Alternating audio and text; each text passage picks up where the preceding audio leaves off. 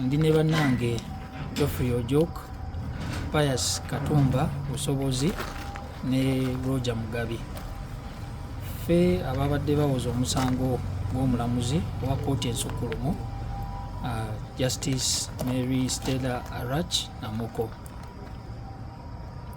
Olwaleero kkooti enkulu e Kampala ewadde ekiragiro n'egamba nti omulamuzi wa kkooti enkulu Stella Arach Amoko aziikibwe e Nebbi nga bwe twali tusabye, era okusinziira n'ebyo bye yali afudde nga alaamye oba ng'agambye abo abaali bamuli ku lusegere.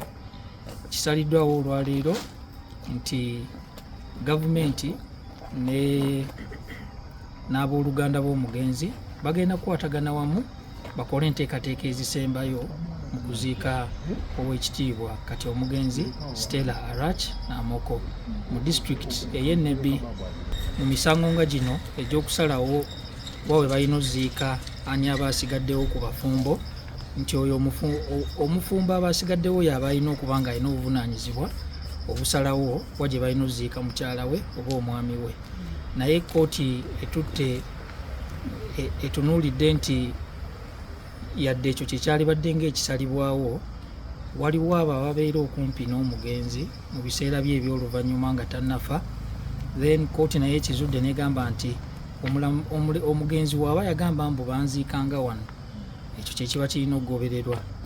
Twakizudde nti mu kuwoza omusango guno ow'ekitiibwa ennyo olwa kati omugenzi Justice Stella Arach Amoko yafa akoze enteekateeka, yali yazimba eri ewaabwe ene Nebbi, yali yazimbayo ennyumba era nga tannafa yagamba nti banziikanga wano e Nebbi. Abaana n'abooluganda bonna bo babadde bafa kimu nti katuziike maama wa gye yagamba tumuziike. Byonna byonna twali badde tubikola, naye ebiragiro ebisembayo eby'omuntu aba afudde kibayamba.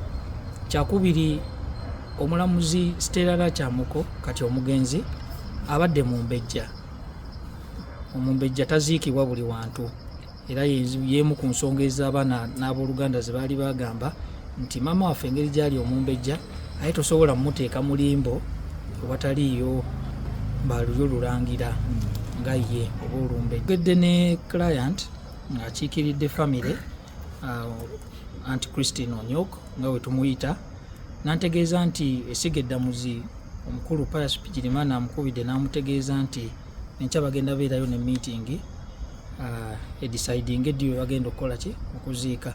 So twagala okugenda mu maaso n'okuba nga tukyalumu era nga tugumya famire. Okufa kuno si kwa famire yokka naye n'abantu bonna, eggwanga lyonna okutwaliza ewamu nti omulamuzi Stella Arach Amoko kati omugenzi, enteekateeka eziddako zigenda bazikola ki zirangirirwa.